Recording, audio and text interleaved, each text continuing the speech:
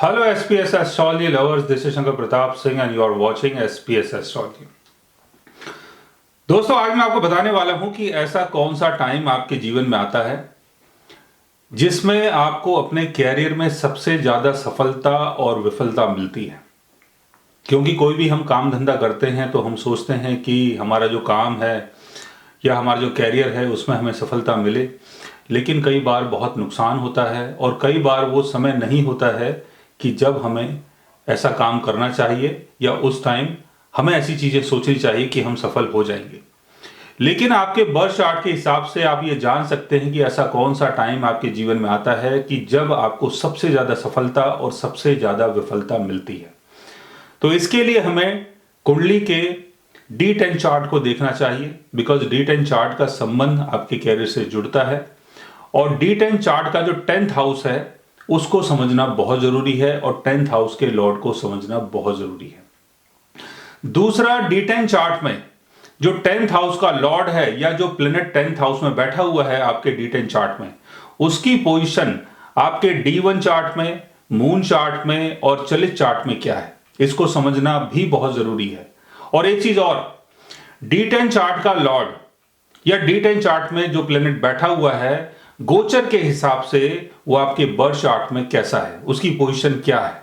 उसको समझ लेना भी बहुत जरूरी है। तभी आप ये समझ सकते हैं कि कौन सा टाइम आपके लिए सबसे अच्छा और सबसे बुरा हो सकता है। जैसे मैंने बताया D10 चार्ट के बारे में, D10 चार्ट का लॉर्ड अगर अपने एक्सल्टेशन में है, ऑन साइन में है, केंद्र भाव में है या अच्छी जगह प्लेस्ड है, तो जब इसकी दशा चलेगी आपके मून चार्ट के हिसाब से, लगन चार्ट के हिसाब से, जब भी इसकी दशा चलेगी आपको काफी सफलता मिलेगी। लेकिन अगर इसकी प्लेसमेंट बिगड़ जाती है आपके D10 चार्ट में तो आपको उस टाइम काफी लॉस भी मिल सकता है। दूसरा, अगर कोई प्लेनेट आपके 10th हाउस में प्लेस्ड है, D10 चार्ट के 10th हाउस में प्लेस्ड है और 10th हाउस का लॉर्ड अगर अच्छी जगह प्लेस्ड है और उसकी दशा चल रही है, जो प्लेनेट आपके 10th हाउस में बैठा हुआ है D10 चार्ट के, और आपके लगन चार्ट में, मून चार्ट में, चलित चार्ट में अगर उसकी पोजीशन बहुत अच्छी है, तब भी आपको बहुत ज्यादा सफलता मिल सकती है। लेकिन लगन चार्ट में, मून चार्ट में, चलित चार्ट में अगर उसकी पोजीशन बिगड़ जाती है, वो जिस हाउस में जाके बैठा हुआ है उसका लॉर्ड भी अगर वीक हो जाता है, राहु शनि केतु के साथ अगर इनकी प्लेसमेंट होती है, तब आपको बहुत बड़ा नुकसान हो सकता है।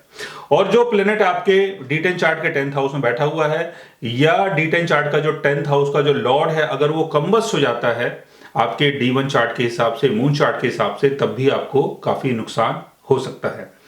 तो यहां पर आपको यह समझना है कि D10 चार्ट में जो 10th हाउस है उसके लॉर्ड की प्लेसमेंट क्या है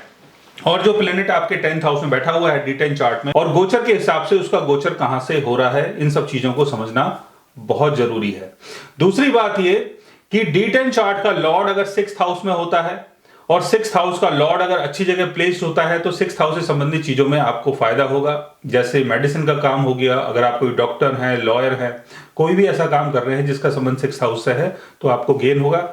लेकिन 6th हाउस का लॉर्ड अगर वीक पोजीशन में है और ये अगर अपने एनिमी साइन में है और 6th हाउस का लॉर्ड उसको सपोर्ट नहीं करता है, तो आपको नुकसान हो सकता है।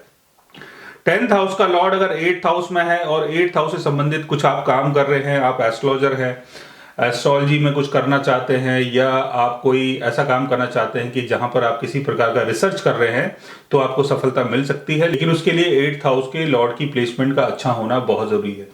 सेम इसी तरीके से 12th हाउस का लॉर्ड अगर अच्छी जगह प्लेस्ड है और 10th हाउस का लॉर्ड अगर 12th हाउस में है और 12th हाउस का लॉर्ड अगर इसको सपोर्ट कर देता है और आप किसी MNC कंपनी के साथ मिलकर काम करना चाहते हैं या कहीं बाहर जाके काम करना चाहते हैं, तो आपको सफलता मिल सकती है। लेकिन 12th हाउस का लॉर्ड अगर वीक पोजीशन में है आपके D10 चार्ट में, तो आपको नुकसान भी हो सकता है।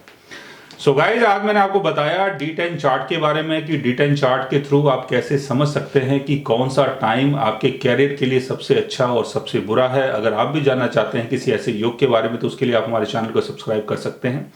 और अगर आप हमसे बात करना चाहें, कंसल्ट करना चाहें, पर्सनली हमसे मिलना चाहें, तो आप हमारी वेबसाइट के थ्रू, हमारे ऐप के थ्रू हमसे मिल भी सकते हैं, बात भी कर सकते हैं। और गाइज, आप हमसे कंसल्ट भी कर सकते हैं। So guys, take care, love you all and good bye.